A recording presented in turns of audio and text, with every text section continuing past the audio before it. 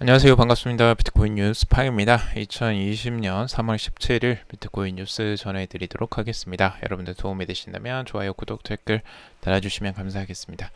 투자에 관련된 정보들은 참고사항일 뿐이고 좋으냐 아니니 투자하실 때 여러분들 스스로 꼭 판단하시고 결정하시기 바라겠습니다. 금일 지금 비트코인에 대한 전망들 같이 한번 살펴볼 거고요. 브리핑 먼저 해드리도록 하겠습니다. 미 연준에서 기준금리 제로금리로 전격 인하를 했습니다. 비트코인은 영향을 받을까에 대한 전망들이 나오고 있는데 어떤 영향을 받게 될지 같이 한번 살펴보도록 하고요. 그리고 이번에 위기 상황에서 비트코인은 안전자산의 입증기회다라고 하는데 금융위기 당시에 금이 30% 폭락 후에 반등했다라는 의견이 있습니다. 거기에 대한 팩트체크까지 같이 한번 해봤는데 여러분들 잠시 후에 나누도록 하겠습니다. 그리고 미국이 금리를 인하하는데 이 비트코인 얘기가 나오는 이유에 대해서도 같이 한번 살펴보도록 하고요. 그 다음에 비트코인 가격 회복에는 얼마나 많은 시간이 걸릴까에 대한 기사도 있습니다. 그리고 미국 뉴욕 금융당국에서 암호화폐 기업 상대로 이번에 대응책 수립을 지시했다고 합니다. 이번 사태의 대응책을 지시를 했고요. 그리고 스탠다드 차타드 은행이 지금 블록체인 무역 플랫폼 트레이드 렌즈에 합류를 했다는 소식입니다. 전 세계 은행 최초로 지금 여기 무역 플랫폼에 합류를 했다는 소식이 있고요. 그리고 코인베이스 비트코인 일괄 거래 서비스를 출시한다라고 합니다. 이 서비스로 수수료는 절반으로 줄어들 것으로 예상을 하고 있습니다.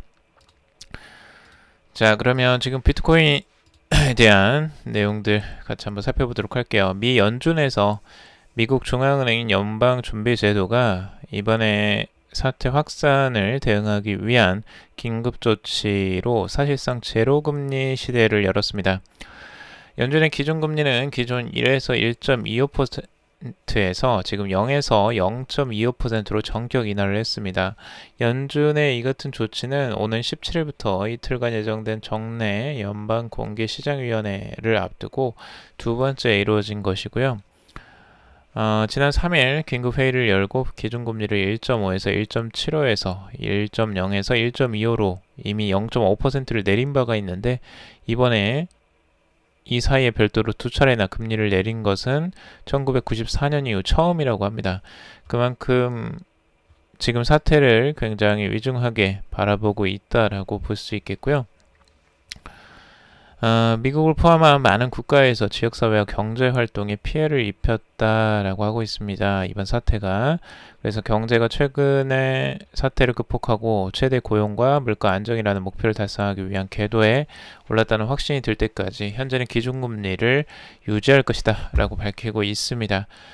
세계적인 경제에 큰 영향을 지금 미칠 것으로 지금 생각을 하고 있기 때문에 이런 조치를 취하는 것으로 볼 수가 있고 이번에 연준은 유동성 공급 확대를 위해서 5천억 달러 규모의 국채와 2천억 달러 규모의 주택 저당증권 MBS를 사들이기로 했다고 합니다. 이렇게 해서 유동성 공급 확대 정책을 앞으로 계속 펼쳐나갈 것으로 보여주고 있는데요. 이렇게 이제 제로금리와 양적 완화를 통해서 이 현재의 위기를 극복해 나가려고 하는 겁니다. 하지만 이 조치가 비트코인에 어떤 영향을 미칠까에 대한 의견은 굉장히 분분합니다. 실제 유동성 확대 조치가 비트코인 가격 상승으로 이어질지 여부를 두고 이제 전문가들의 의견이 다른데요. 일반적인 이론대로면 양적 완화 조치가 비트코인 가격 상승을 불러올 것이라는 견해가 있고요. 그리고 기존 경제 지표와의 상관관계가 깨져서 예측하기 어렵다라고 하는 전망도 있습니다. 이 두 의견이 지금 엇갈리는 이유는 특히 최근에 비트코인이 디지털 금의 지위를 차지할 수 있을 것이라고 내다봤지만 비트코인과 금 가격의 이 커플링 현상, 그러니까 가격의 상관관계가 지금 많이 깨졌다라는 부분들이 영향을 미치고 있습니다. 그래서 이 부분 때문에 지금 과연 연준이 기준금리를 내린다고 해서 비트코인의 가격이 오르겠느냐에 대한 의견이 분분한 거죠. 그래서 뉴스BTC 같은 경우는 주말 기간 동안 보여준 비트코인의 횡보세는 당분간 매수세와 매도세가 교착 상태에 빠졌음을 알리는 신호다라고 보고 있습니다. 그래서 증시가 어떻게 되느냐에 따라서 비트코인의 시세에는 영향을 받을 것이다 라고 내다보고 있고요. 그런데 왜 이제 미국이 금리를 내리는데 비트코인 얘기가 나오느냐에 대한 내용들이 나오고 있습니다. 우선 지금 이 암호화폐 인플루언서이자 모건크릭 디지털의 파트너인 앤서니 팜플리아노는 연준이 850조 원을 들여서 비트코인 마케팅을 진행하고 있습니다 라고 이야기를 했습니다. 그렇게 말을 한 이유가 있는데요. 왜 연준이 이 비트코인을 대대적으로 홍보하고 있느냐라고 한다면 이 비트코인의 탄생 배경에서 있습니다. 실제 2008년 리먼 브러더스 사태로 인해서 금융위기가 있었죠.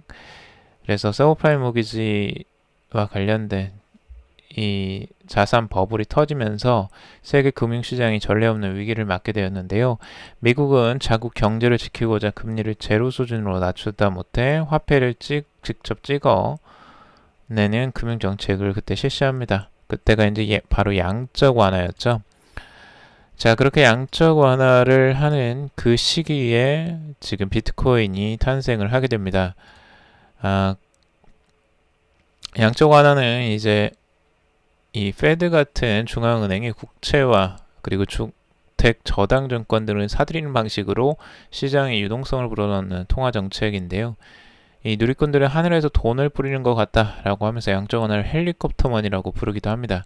이처럼 은행의 잘못을 덮기 위해 당국이 돈을 찍어내는 모습을 지켜본 일부 국민들은 분노를 했고, 그때 이제 잘못은 탐욕스러운 은행이 저질렀는데 내 주머니에 있는 돈의 가치가 낮아졌기 때문에 이런 비난을 했었죠. 자, 그래서 그때 이제 나온 게 2009년 1월 3일 더 타임즈 은행들의 두 번째 구제금융을 앞둔 UK 재무장관이라고 이 사토시 나카모토라는 이 비트코인의 창시자가 첫 번째 블록에 암호화된 문장 하나를 새겨 넣었습니다. 결국에는 이걸 이제 비난하고 정부의 양적 완화를 거기에 대한 반대적인 입장에서 이제 비트코인이 나오게 된 거죠. 자, 그래서 이 비트코인 미국에서 이제 양적 완화를 취하고 금리를 내리고 이런 양상에서 돈을 이제 뿌려대기 시작하면 거기에 대한 위험성이 이제 계속 돈의 가치는 계속 떨어지게 되겠죠. 그래서 거기에 대한 대안인 비트코인이 부각이 이제 계속 되는 거고 거기에 대한 가치가 인정을 받을 것이다라고 비트코인을 옹호하는 긍정론자들은 이제 그 주장을 계속 하는 겁니다. 자, 그리고 이 안전자산에 대한 입증 기회라고 계속 이야기가 나오는데요. 이 비트코인이 과연 안전자산이냐 아니냐를 계속 이제 따지고 있어요.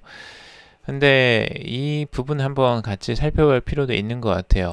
우리가 이제 안전자산이라고 인정하고 있는 금이 과연 어떤 흐름을 보여줬는지를 같이 보면 조금 이해가 빠르실 텐데, 우리가 안전자산이라고 하면 무조건 이런 폭락장이나 시장이 폭락할 때 오히려 가격이 계속 상승하거나 안정적으로 갈 거라고 예측하는 고정관념 같은 게 있는 것 같습니다.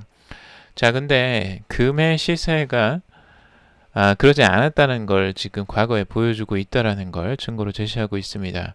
자, 우리가 안전자산이라고 하는 게 과연 변동성이 하나도 없는 것이냐 라고 했을 때, 우리 2008년 금융위기 때를 바라보면 우리가 안전자산이 어떻게 움직였는지, 안전자산인 금이 어떻게 움직였는지를 볼 수가 있는데요.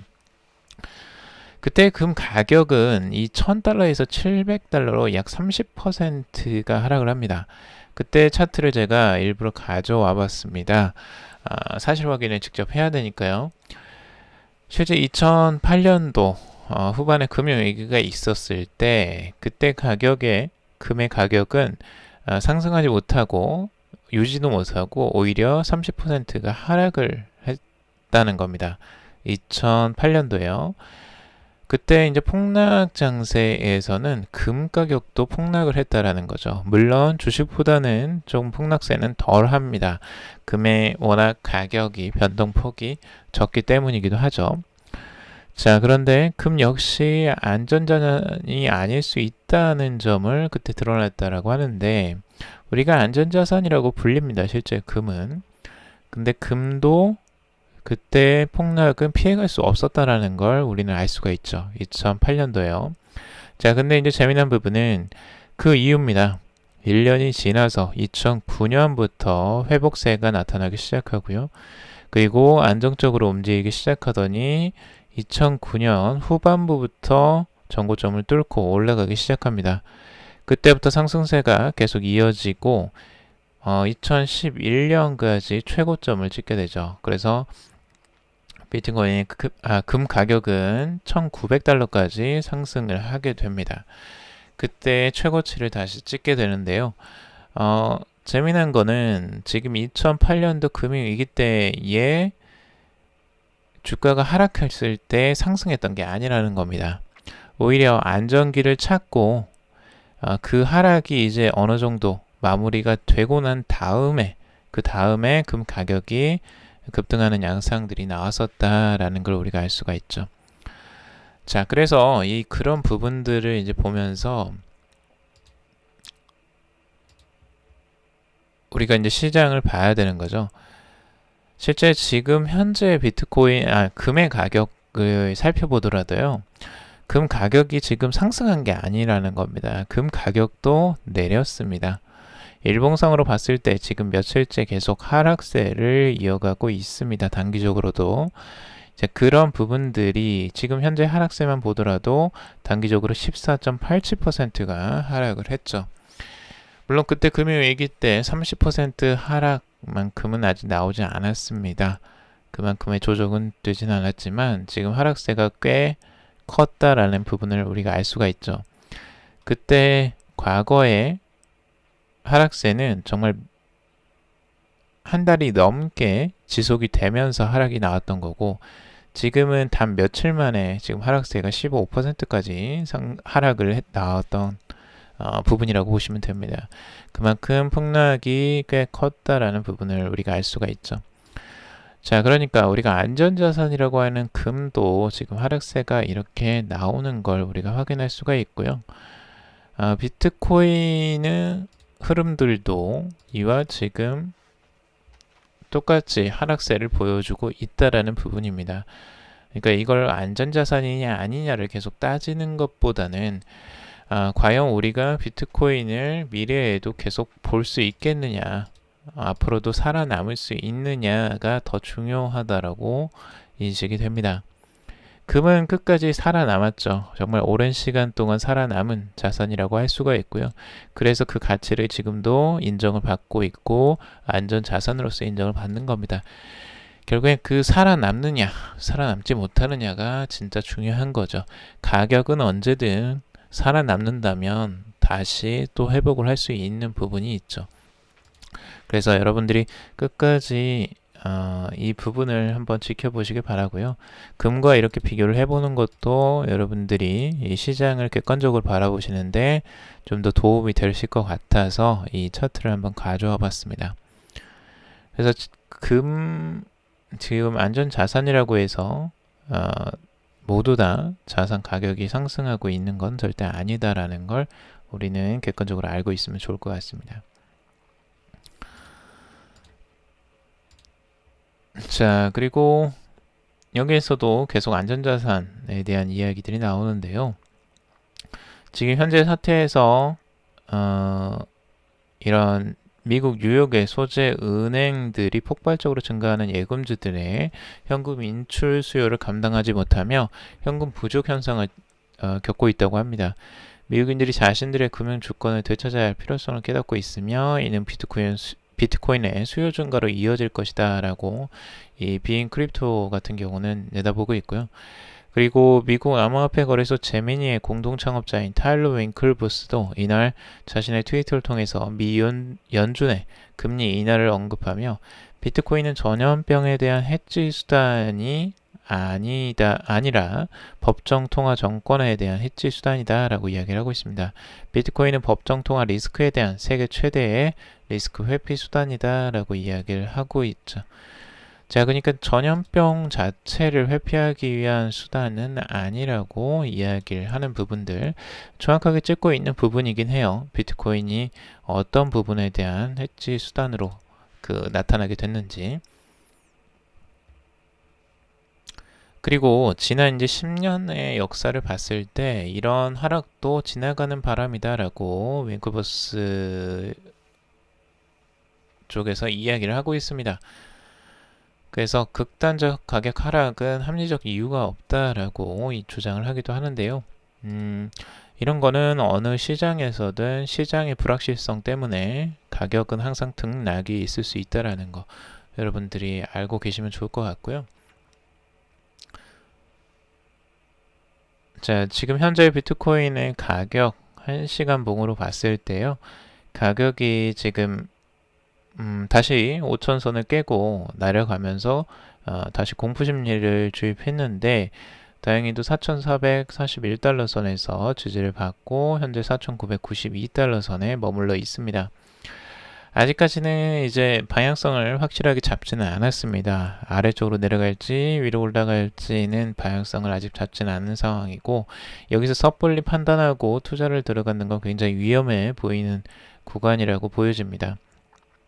아직도 하락 가능성이 충분히 있고 물론 반등의 가능성들도 있을 수 있습니다. 그래서 아직은 어떤 확률도 예측하기 힘든 구간이라고 볼 수가 있고 아직도 조심스럽게 지켜봐야 되는 구간이라고 단기적으로 볼 수 있을 것 같습니다. 아래 4,117달러 선에 지지선이 있고 지금 4,441달러 선도 지지선으로 지금 작용을 하고 있습니다. 자, 그리고 주봉상으로 비트코인의 가격 흐름을 봤을 때 단기적으로 조정세가 지금 계속 나오고 있고 현재 거래량은 조금 줄어드는 입장이죠. 그래서 조금 더 소강 상태에 들어가는 상황인데 급락 상황에서 소강 상태에 들어갔지만 아직까지 큰 반등은 나오지는 않고 있습니다. 그래서 지금 이 상황에서 어느 쪽으로 방향을 틀지는 전혀 예측하기 힘든 상황이고 지금 300주 이동평균선과 200주 이동평균선의 지금 사이에 머물러 있습니다. 단기적으로 200주 이동평균선을 회복해주는 게 지금으로서는 긍정적이라고 바라볼 수 있는데 아직까지 200주 이동평균선을 회복하지 못하는 흐름들이 나오고 있습니다. 자, 그리고 알람 마스터즈의 비트코인에 대한 분석인데요. 단기적으로 지금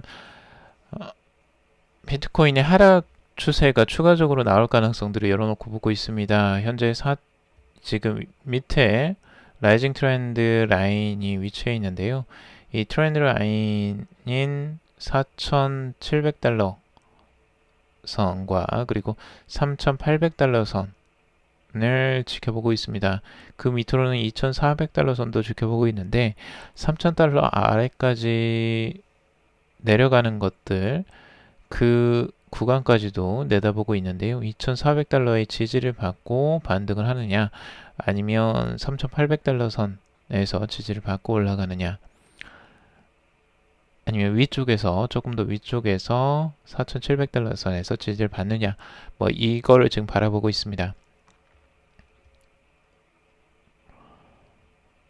자, 그리고 웨슬러드의 지금 분석인데요. 웨슬러드 같은 경우는 현재 가격이 큰 장기적인 흐름에서는 삼각 수렴 형태를 아직도 이어가고 있다라고 분석을 하고 있습니다. 아래에서 이제 트렌드 라인이 있고요. 이 트렌드 라인이 지금도 지켜주고 있다라고 보고 있습니다. 그래서 이 삼각 수렴 형태를 지금 지키기 위해서는 지금 5,000달러대의 가격 지지가 중요한 선이고요. 이 선을 살짝 깨고 내려오더라도 여기에서 지지를 받는 게 이제 중요하다라고 이야기를 하고 있습니다.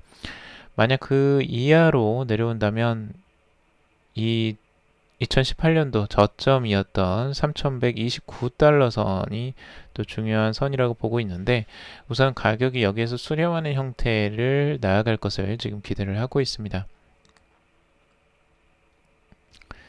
자, 그리고 모이샤브 유료의 단기적인 가격 전망은 단기적으로 4,000달러 선까지의 조정을 지금 예상을 하고 있습니다. 지금 4,825달러 선을 지켜내지 못한다면 추가적으로 하락세가 나와서 4,000달러 선에 테스트를 한 번 더 할 가능성들을 열어놓고 보고 있습니다. 자, 비트코인의 가격 회복에는 얼마나 많은 시간이 걸릴까에 대한 기사가 나왔는데요. 가격 회복까지의 시간들은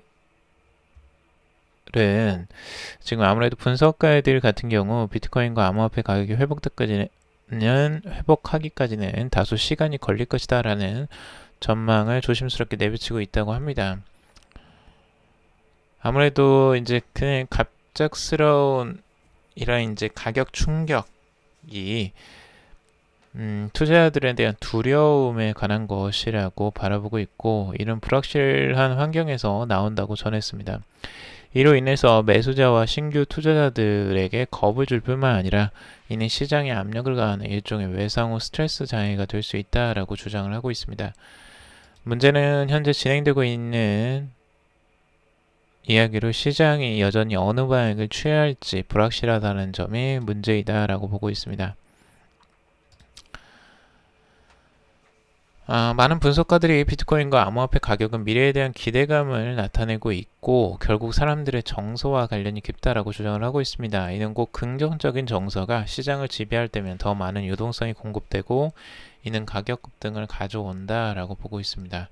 물론 현재 급등적인 이 공포 심리에서는 어떤 긍정적 정서가 점차 감소가 되고 있다라고 보고 있는데요.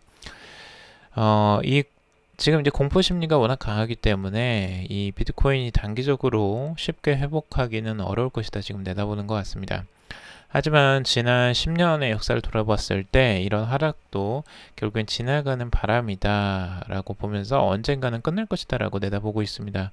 윙클버스와 노보그라츠 그리고 스노든 등 이 대중의 정서처럼 현재 극단적 가격 하락은 합리적 이유가 없다라고 주장을 하면서 결국에는 시간이 지나면 회복하지 않겠느냐라고 또 바라보는 정서들도 있습니다.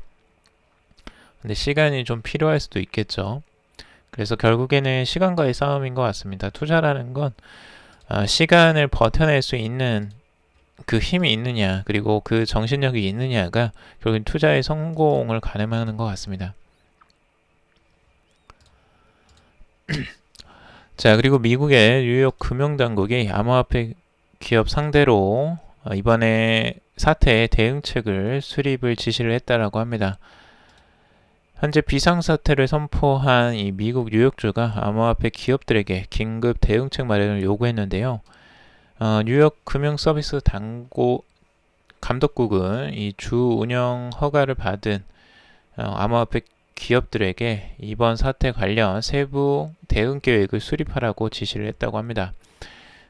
금융당국은 공문을 통해서 이 암호화폐 기업들이 이번에 사태를 대응하기 위한 세부적인 긴급 계획을 마련해야 한다라고 하면서 기업들은 직원 보호 그리고 사이버 리스크 완화, 핵심 운영 지속 방안 등 이 발병 확산에 따른 단계별 계획을 세워야 한다라고 전했습니다. 규제당국은 이 취약상을 악용하는 해킹 가능성에 대한 특별한 우려를 나타냈고 이 사기 거래 및 인출 행위를 파악하기 위한 이 더욱 강력한 보안 장치 도입을 권장을 하고 있습니다. 그래서 현재 사태에서 보안책이나 이런 그 고객들의 자산을 보호하기 위한 조치들을 지금 취하고 있는 것 같습니다. 자, 그리고 스탠다드 차터드가 이 블록체인 무역 플랫폼 트레이드 렌즈에 합류를 했다라는 소식입니다. 세계적인 금융회사 스탠다드 차터드가 글로벌 블록체인 무역 플랫폼 이 트레이드 렌즈에 은행 최초로 가입을 했다는 소식인데요. 스탠다드 차터드 은행은 이 IBM과 세계 최대 해운사 머스크가 주도하고 있는 트레이드 렌즈 가입 사실을 지난 10일 공식 발표를 했습니다. 은행은 공급망 참여 기업 간 안전한 정보 공유를 통한 이 실시간으로 수송 여부를 확인할 수 있게 되었다라고 하는데요. 전 세계적으로 지금 이 블록체인 무역 플랫폼이 앞으로 활성화될 것으로 예상이 되고 있습니다. 이렇게 되면 블록체인이 전체적으로 우리 실생활에서 더욱더 많은 이용이 될 것으로 확신이 되고요. 지금 스탠다드 차타드뿐만 아니라 다른 은행들도 모두 다 지금 이런 물류 플랫폼들, 블록체인 무역 플랫폼들에도 참여를 할 것으로 보여집니다.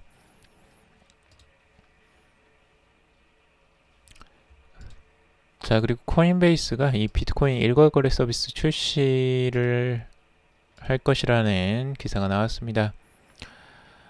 이 비트코인 일괄거래 기능이라는 건 이 비트코인 온체인 거래들을 한 문금으로 처리하는 일괄거래 서비스입니다. 그래서 각 건마다 이 개별 거래가 아니라 일괄적으로 이제 거래를 처리하는 기능인데요. 이 비트코인의 네트워크를 부담을 덜게 만드는 장점이 있습니다. 그리고 이로 인해서 이용자의 송금 수수료도 낮출 것으로 예상을 하고 있는데요. 이렇게 되면 실제 네트워크의 부담이 절반 이상으로 줄어들게 되고 거래 수수료도 낮아지기 때문에 사용자들에게 훨씬 더 유리한 입장이 될 것으로 보여집니다. 물론 비트코인의 속도에도 영향을 또 미칠 수 있을 것 같고요. 그래서 앞으로는 이 거래소들이 이런 거래 서비스들을 지속적으로 또 지원할 것으로 보여지고 비트코인 사용이 훨씬 더 효율적으로 바뀔 것으로 보여집니다. 자, 오늘 여기까지 정리를 해봤습니다. 여러분들 도움이 되셨길 바라고요. 도움이 되셨다면 좋아요, 구독, 댓글 달아주시면 감사하겠습니다. 투자에 관련된 정보들은 참고사항일 뿐이고 좋으니 아니니 투자하실 때 여러분들 스스로 판단하시고 결정하시기 바라겠습니다. 오늘도 방송 들어주셔서 정말 감사합니다.